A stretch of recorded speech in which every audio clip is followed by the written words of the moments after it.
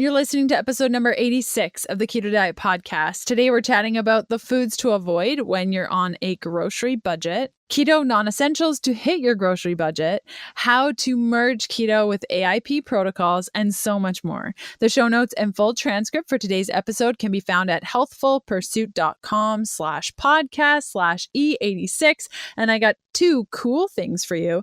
The first is that I was massively addicted to sugar for a very long time. And I know that it's something that many of us continue to struggle with. So I created a 3-page freebie with 5 steps you can take right now to end your addiction to sugar. You can get it at healthfulpursuit.com/sugar, and I will include the link in the show notes too. Lastly, I am going back on tour, and you can head on over to ketodietbook.com/tour to see if your city is on the list and RSVP so we can hang out, chat about all things keto, and I can sign your book if you have a copy or not, and we'll just chill and be awesome keto people. Okay, let's do this thing. Welcome to the Keto Diet Podcast, the show all about keto for women, so you can burn fat, balance your hormones, heal your body, quickly adapt to a ketogenic diet, avoid common struggles, and get the results you crave. And now, here's your host. You might know her as the Keto Queen. She's the international best-selling author of The Keto Diet, founder of Happy Keto Body, and she loves dipping pork rinds in avocado oil mayo, Leanne Vogel.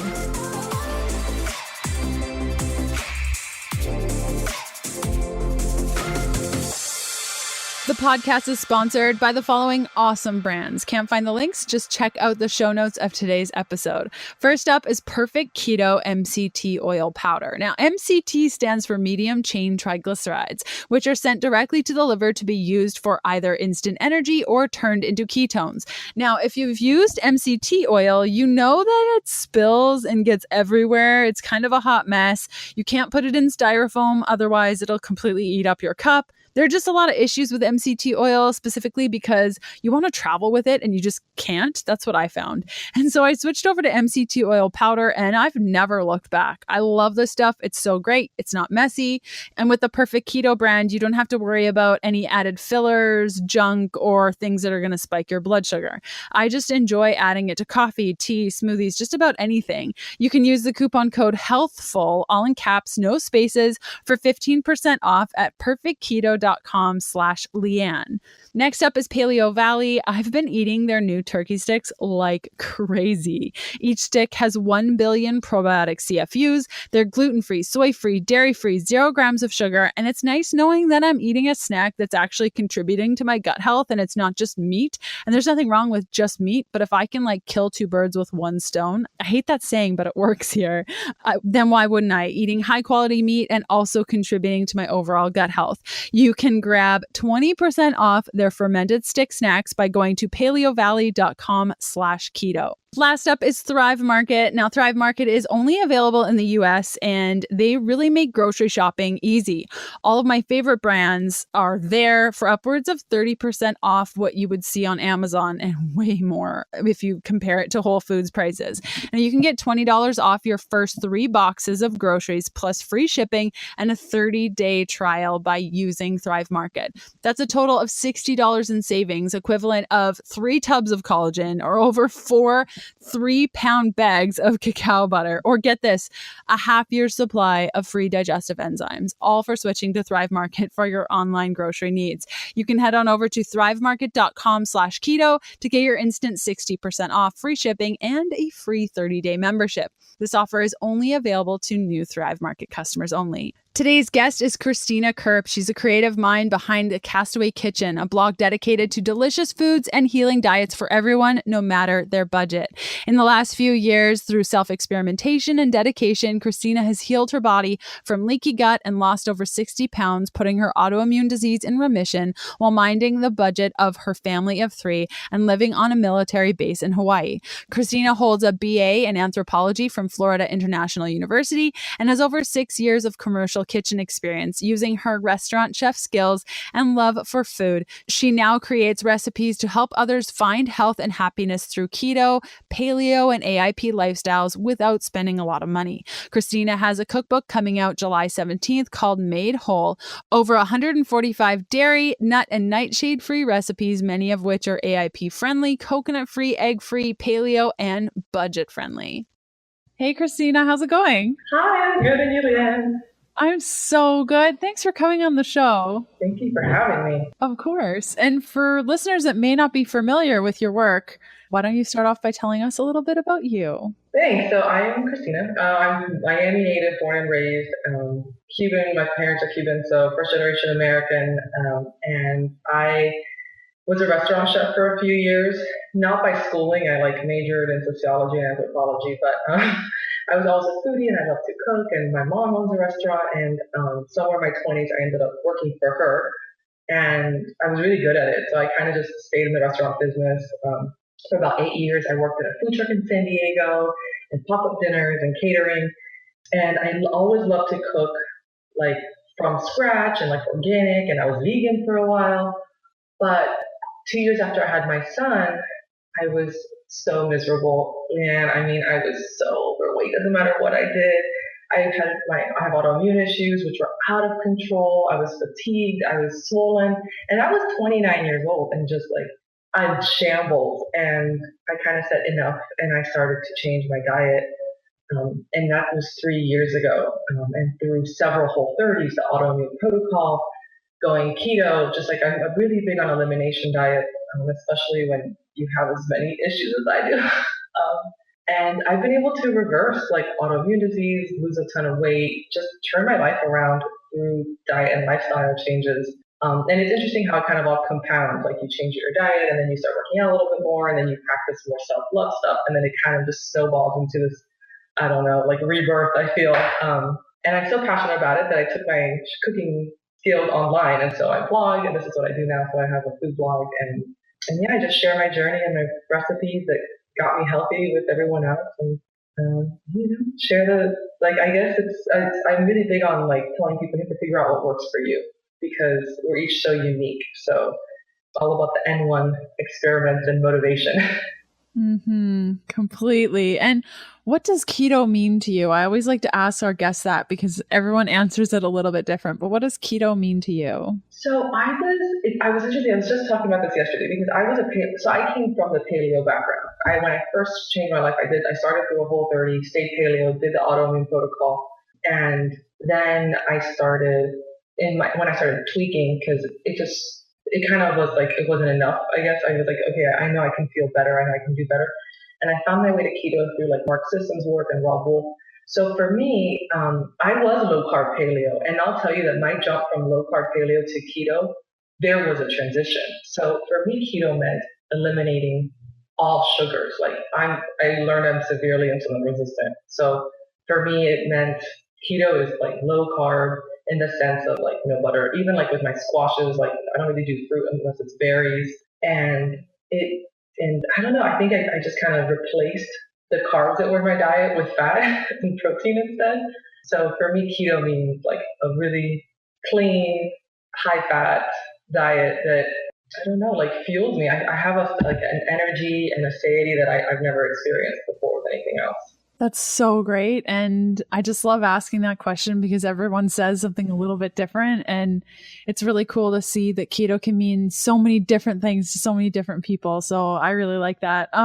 Okay, so today we're going to be chatting all about how to cut keto grocery costs. And for somebody living on an island, I figured you would be one of the best people to really hone in on how to make all this work on a budget. So if you're cool, we'll dive in. We have lots of questions from listeners.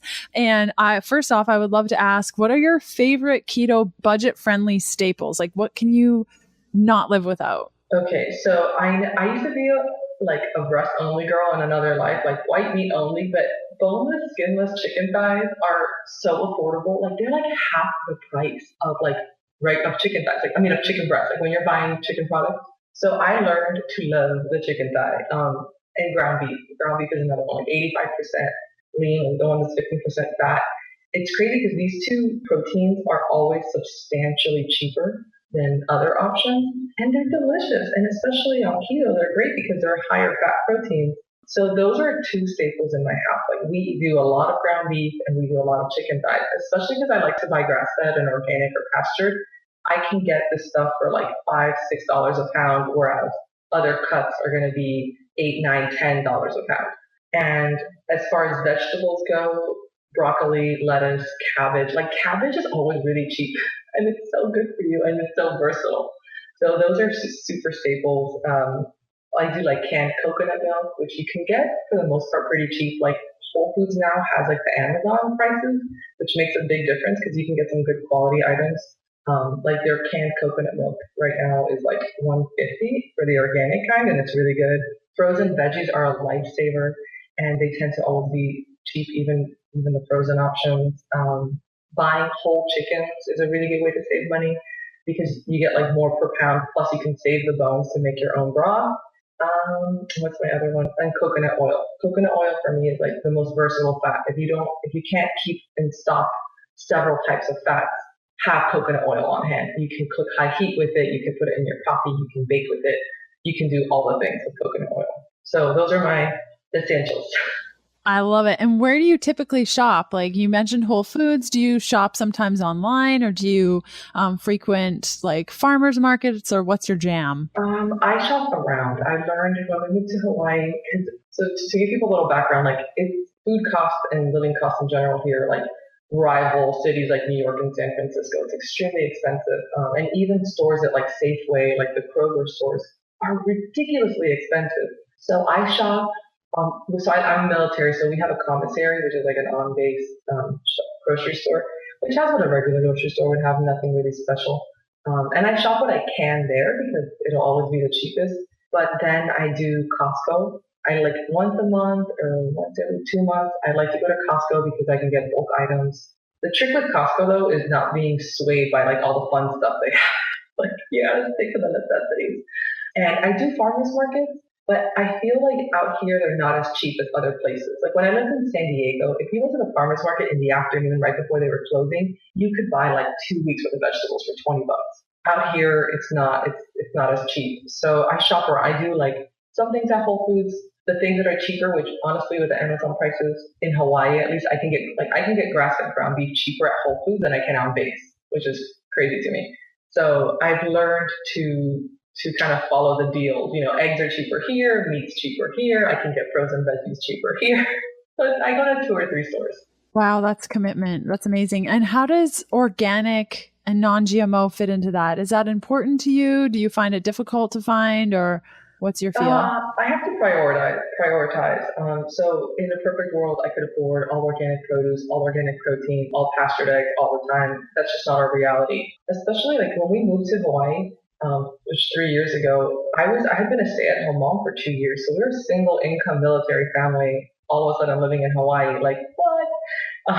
And I had to really, really, really budget for the first time ever. So what I do is I try and allocate most of my funds to buying, if I can source grass-fed proteins and like pastured proteins like eggs and grass-fed beef and chicken that's like hormone-free. And then what's left, I guess, is like I do my best with produce. And with produce, the great way to save money on produce that's still good quality is buy in season. Like whatever's in season is always going to be cheaper, or buy frozen. And let's say if I have to pick and choose, like, okay, I'll get avocados that are conventional, but if I'm going to get berries, I pretty much almost want to get organic, stuff like that. So it's really about shopping for things that your family's going to use and you're going to eat, and making the compromises that you feel comfortable with. And I think that's different for everybody, but it's okay. Like, know that you don't have to have the pressure of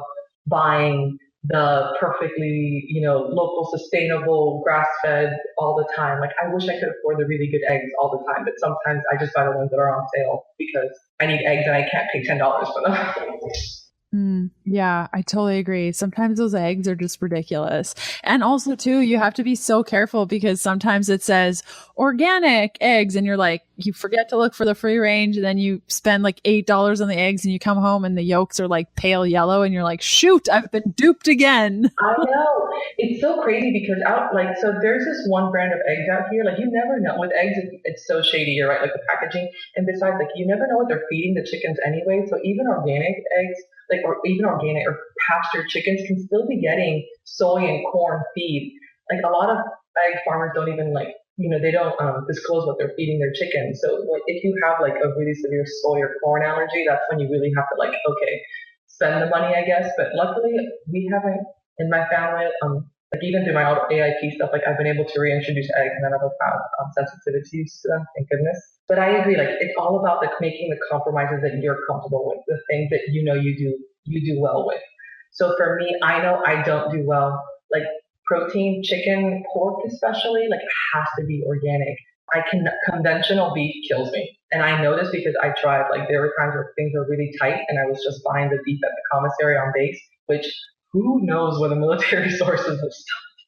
And I would react. So I learned that for me, that was a non-negotiable. Wow. How do you react to beef? Like what would be a reaction if people are like, you can react to beef? Can you explain what that's like? Like beef or like certain, I mean, I think it comes to just what they're being fed or I don't know what, but I would get inflammation in my joints. That's one of my first, I call it like my red flag is joint pain, my fingers and my knees and my ankles and like my fingers swell. Cause like, by the way, I lived most of my life thinking that was normal. Like, hey, I go for a walk and my fingers look like sausages. Yeah, no, that's not normal. So it doesn't happen anymore. But it used to happen all the time. And when I was doing my elimination diets and the weeks that I would kind of be like, okay, we're a little tight this week. Let's just I'm going to go get a pork butt from the commissary and just oh my gosh, I was reacting to it. And so my dad's a butcher and he was visiting one day and I was cooking and I was telling him about the pork and he was telling me that a lot of times, like especially with white meat, like chicken and pork, they inject this food with like a solution to plump it up so it weighs more for sale. And a lot of times this solution, which they don't have to disclose all of the ingredients on the label, contain like starches and they can contain potato starch, which I react to potatoes. So yeah, crazy things they do with food in this country. I had no idea of this. I know that I knew that they injected them with a solution, but I thought it was just water. Ideally, it's water and salt, which not ideally. I mean, I wish they wouldn't do that anyway. But no, my dad was telling me that that sometimes it's like it has like some kind of starch in it when it has potato in it. My dad owns a butcher shop. He's been doing this for like 30 something years, and he does not sell like grass fed stuff. So he definitely knows like all the conventional farming stuff, and yeah, it's weird. So. And also terrifying. On a grocery budget, I know, and I've learned this time and time again, that there's certain foods you just don't buy when you're trying to hit your budget. And what are those foods for you, or what are those types of foods that you avoid? Okay, so I don't buy fancy, like I said, just unfortunately, like if you're on a budget, you're not going to be eating ribeyes. Like, don't even look at the steak. You can't afford it. Like I said, I do a lot of ground beef and that kind of stuff, but the things that I think it gets away from them, especially when you're doing a special diet like keto, like AIP, is that you think that you need all the convenience items. Like you don't really need the nut butters or seed butters or like the coconut butter, treats, supplements, even like the store-bought like nut milks or creamers, any specialty item. Essentially, you can make this stuff at home and it's going to be cheaper, but really you can have a successful like diet without them in it at all. Like you're going to be spending the bulk of your money on other things now, like cooking oils, or finding better protein. So you might have to cut out like the $12 jar of almond butter. It's just a reality. So I think people often think like, oh, I need this, like MCT oil. I love MCT oil. It's great. But if I'm tight one week, I can't drop the extra $20 on a bottle of MCT oil. I'm not going to do it. And I'm okay. I can survive without the MCT oil. It's not, you don't need it to succeed. Just put regular coconut oil that you already have because you're already cooking with it and it has MCTs in it, I think people feel like they need these things, these specialty items, when at the end of the day, if you're really on a budget, stick to the basics, stick to ingredients that you're going to cook with. It's like when I watch, I'm in a hotel room right now and I'm watching cable TV because I don't have cable TV at home, and I'm watching HGTV and they're always like, I have to move. My closet is too small. And you walk in, it's like another bedroom. I'm like, get rid of some clothes. You don't need all of that. It's the same thing. It's like, if I can live with 20 articles of clothing, you can live with like 100 and have a regular size closet. You don't need to move. And I think it's the same thing with budgeting or anything. It's like, do you actually really absolutely need this product? Right. I think I always tell people, you're going to invest something. You're either going to invest time or you're going to invest money, and you got to pick which one you have enough to give. So either you take the time in the kitchen and you have to cook more things from scratch and make your own mayo and make your own broth and those kind of like staples, or you spend the money and you buy them pre-bought. Luckily nowadays there are so many good options in the stores. I mean, really, I love where the market is going. In terms of like amazing products that you can buy that make eating this way more convenient. But I've been there where I can't afford them, and bones are going to be cheaper than buying the store-bought bone broth. So if you're on a budget, you got to pick the bones.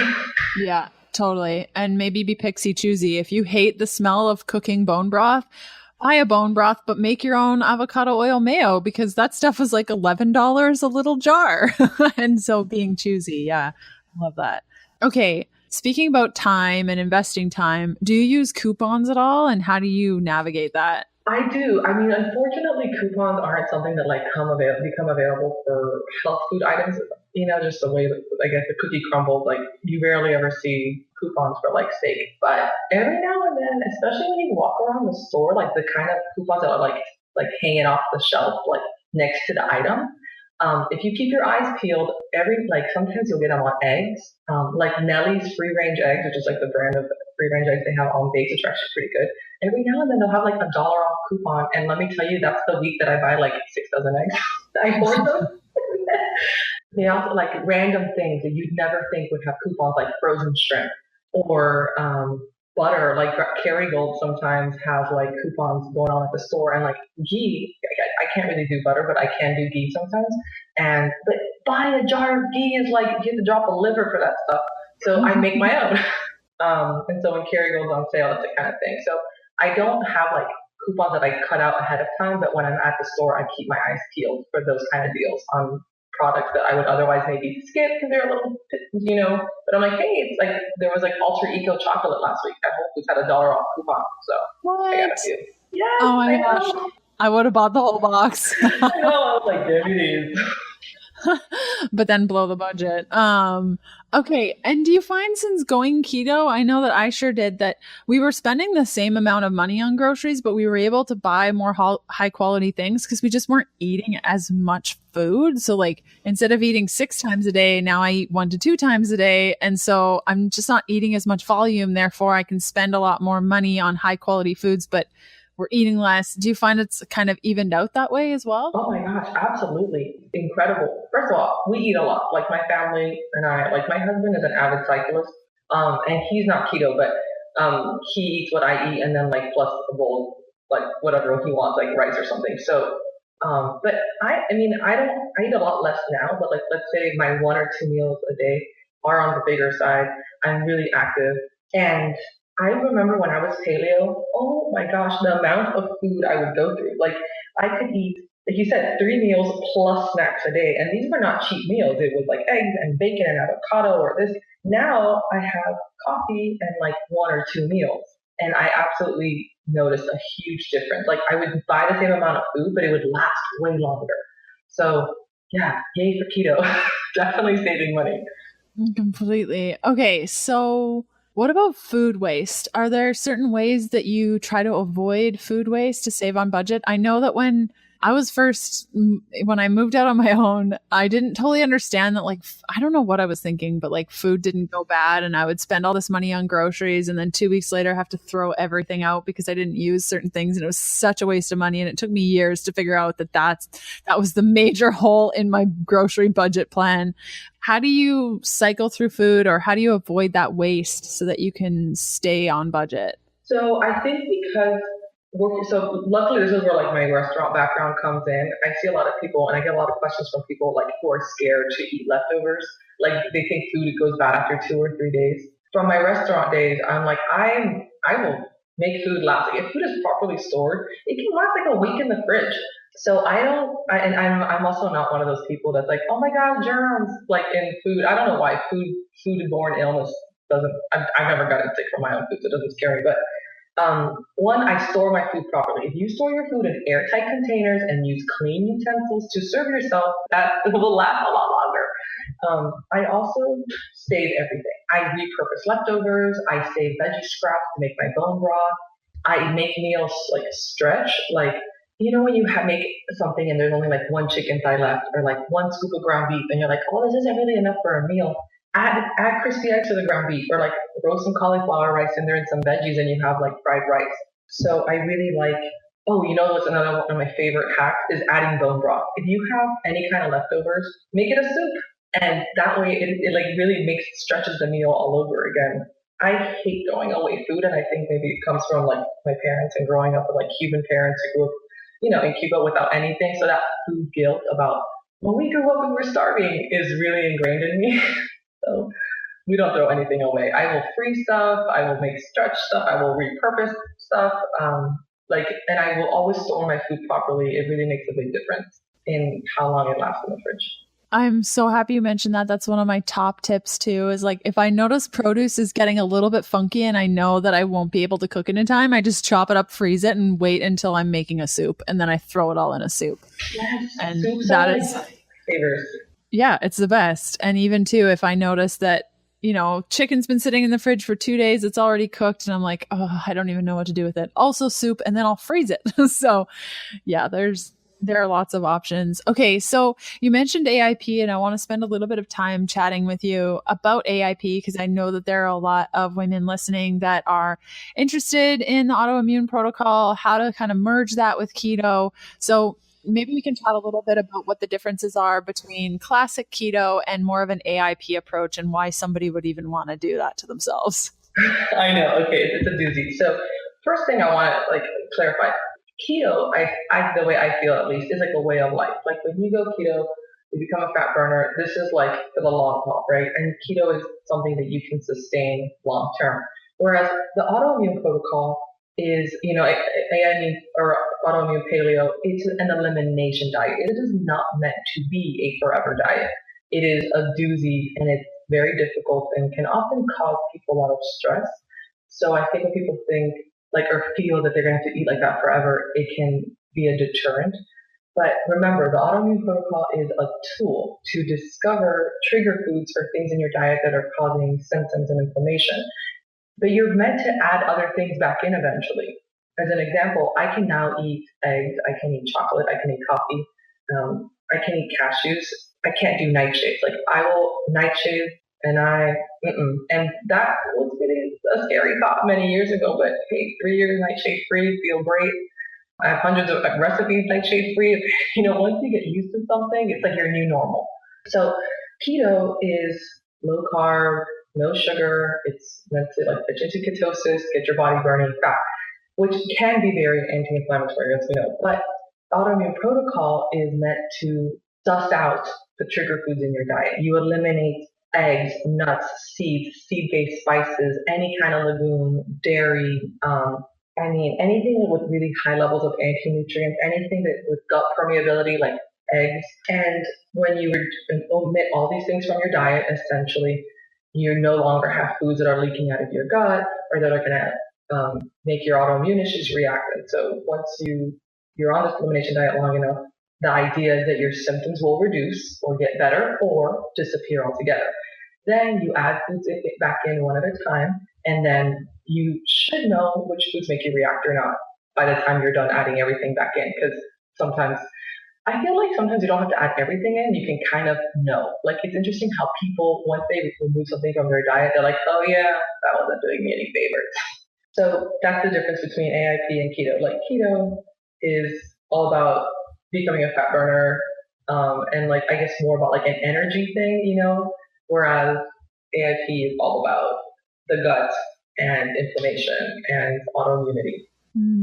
And by focusing on AIP, did you do AIP keto together? Yes, right? I have. So my first round of AIP, I went traditional AIP, and while it was effective to an extent. I didn't see full remission.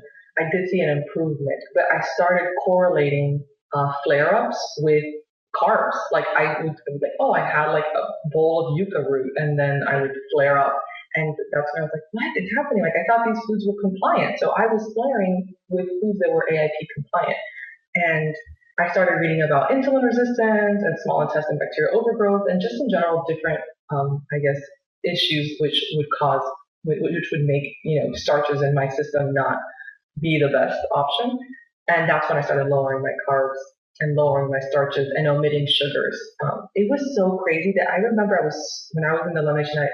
So my autoimmune disease is hidradenitis suppurativa, which is a really brutal disease. You get like painful boils. It's like very medieval. It's so bad, and people are embarrassed about it, and it just leaves a lot of scarring in it. So I remember so you also get these boils in like very delicate areas, like under your arms, inner thighs, buttocks, like under your breasts, like so. Just to make the matter worse, it's like in places that people are embarrassed to talk about. I didn't have it under my breast until after I started nursing my son. And I remember during the AIP, if I would have sweets, like an AIP treat with honey in it or something that was really carby, there was like one side, I could call it my sugar boob, because if I overdid sugar, immediately I'll get a boil underneath it. And it became so apparent to me, like, okay, I gotta stop with the sweets. Like, they're killing me. And so that's how I found my way to AIP keto. Because I realized I'm just that person. That's the ticket I drew, that I have to go the extra mile to see results. But it worked. And how do you plan on keeping your autoimmune issues in remission? Like now that you've reincorporated foods, you said chocolate and coffee and eggs. How do you plan on kind of keeping that down, if anything? So the great thing about AIP is because the foods that you omit aren't inherently bad, right? So coffee isn't bad and chocolate isn't bad or eggs aren't bad. And even tomatoes, like tomatoes are great. Like they're delicious. Eggplant, peppers, I wish I could eat them. Nightshades just make me react, and they might make you react. That's the great thing about the AIP, is that you do this elimination diet and you find out which foods make you react. It's not about, like, no one can do the elimination diet for you, even if they have the same autoimmune disease. If you have Hashimoto's, great. If you have Hashimoto's and your best friend has Hashimoto's, you still might have different trigger food, So once I did my elimination diet, and then I started adding in foods back in one at a time. And luckily, I was very successfully able to reintroduce eggs and coffee and chocolate. But, I can't do some nuts. I can't do, like I said, I still can't do nightshades or gluten or soy products. So I still have my foods that make me flare, and I just live without them. And I focus on the things I can eat, and I can eat a lot of great things. So I do a dairy, mostly nuts, and nightshade-free keto, which I know might sound really hard to some people, but I guess, like I said, it's my choice. I choose to live pain-free, and I choose to enjoy the foods I eat. And this is I'm living my best life this way, so it doesn't really bother me. And I think people have to realize that you can't get scared of food, and that happens a lot on the AIP. You eliminate so many things from your diet, you start suspecting all foods are evil. Because, you read articles about anti-nutrients and lectins and tannins and all those things, and like the phytic acid and, gluten. Yeah, it's, of course, like these anti-nutrients exist in all foods, but, cooking foods, fermenting foods, preparing things really reduces the level of anti-nutrients. And the goal is to heal your leaky gut and heal your body enough to be able to eat these foods again. And the more foods you have in your diet, the more, nutrient dense your diet is. So it really is about healing and being able to add in as much as possible. Amazing. Yeah, that's really the goal. And it's interesting you say that, because I know when I was first getting started with my healthy living, thing that I was doing about 11 years ago, I was told I needed to remove gluten. I didn't even know what that was. And kind of going through all of these pieces and thinking, oh my gosh, I'm going to be so restricted. I'm going to hate every moment of my life. But now it's like, once you start to feel better, it's like, why would I choose to eat gluten? Like, I would not make that choice. It will make me feel horrible for days, maybe even weeks. So why would you do that? So I like that you've brought that in too. Okay. Tell us about your book, Made Whole. So Made Whole, I'm super excited about it. It's like a dream come true. I wanted to write a cookbook since back in my restaurant days. Made Whole is an AIP friendly keto paleo cookbook. So the whole book is keto recipes. It doesn't have any like starches or sugar. or alcohol, grains, night. And the whole book is dairy, nut, and nightshade free, which I think my goal with this book was to create a book that was a no-brainer. I want people who are trying to troubleshoot to be able to get this book, cook from any page, and feel great without having to think too much about it. So the recipes have tons of variations. That's like my main thing. I'm all about flexible recipes. So of the 150 recipes, 117, I think, or 120 are AIP or have AIP modifications. There's egg-free modifications, coconut-free modifications, and they're really fun recipes. Like you said, you don't, after a while, you live this life, you make these choices to feel good, and you don't feel deprived. And I have found so much joy in cooking it this way and eating fun, creative, beautiful food. And I really share that in the book. Like, these recipes are awesome. The recipes you can serve to your friends and your family and at parties, and everyone's going to love them. I have a lot of multicultural influences in the book, like croquetas de jamón, which are like a Cuban staple, like crickets. And I have Middle Eastern stuff like shawarma and, seites. And I just have, and like Lebanese sauces and just so many flavors from around the world, all done without foods that could possibly trigger people. There are seeds in the book, but like I said, there's a lot of AIP modifications and egg-free modifications, and I'm really excited. I think people are really going to like it. Because even if you don't have these food restrictions, the recipes they're really great. I think it's some of my best work ever, and I'm stoked for it to get out in the world. Oh, that's so awesome that you feel that way. It's such a gratifying feeling when you look at your book and you're like, yep, nailed it. Yeah. And it was a little hard at first, I feel, because the recipes is my jam. But when I started writing the front matter, it's crazy that the direction that the front matter took. I talk a lot about, we talked about today, like budgeting, like the whole book has one master grocery list for the whole book. So there aren't any crazy ingredients. I want it to be like everyday life usable. People like me, like cooking for family. I have a 5-year-old, and I also go a lot into my own personal, the emotional side of healing and being honest with myself about my choices and my intentions when it comes to diet. Because I also have, on top of healing, weight loss goals, because I struggled with that my whole life. And that can get really, I think especially for women who struggle with their weight their whole life, it's so hard to break that cycle of always going to over restriction when you want to see results, and setting the intentions with your food choices about I am making this choice because it's going to benefit me, not I'm making this choice because I know it's going to make me lose weight. Because when you have hormone healing to do, when you have fatty liver disease or insulin resistance or estrogen dominance, you need to heal those things first. And the liver and the hormones and the gut, they're all tied together. All of this, it's like there's a synergy in our body, and we really have to think of the system as a whole and give it, some love and some TLC first, and then the rest will follow. Mm-hmm. Oh, I couldn't have said it better myself. And where can people find you, Cristina, if they want to learn more about you and make your recipes and all the things? Oh, thanks. Yeah, so I am online. I have my blog is thecastaway.kitchen.com, and I'm there on all my recipes and posts about all this stuff. And I have a Facebook group. I'm really active on social media. I love Instagram. I love connecting with my readers. So I cook a lot on Instagram stories. So at The Castaway Kitchen is where you can find me on pretty much all my social media handles. Perfect. And then we will include links to a bunch of different things, including your book and all the stuff over on the today's show notes, which you guys can find over at healthfulpursuit.com/podcast/E86. And thanks again for coming on, Cristina. It was awesome to chat with you. Yeah, thank you so much for having me.